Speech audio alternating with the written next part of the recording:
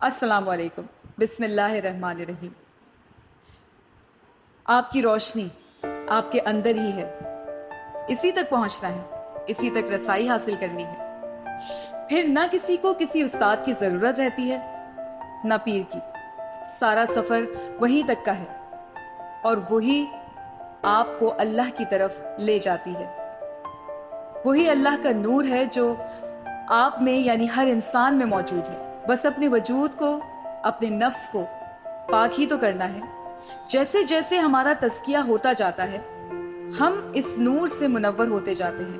وہ نور ہمارے قلب و جاں پر جلوہ گر رہتا ہے۔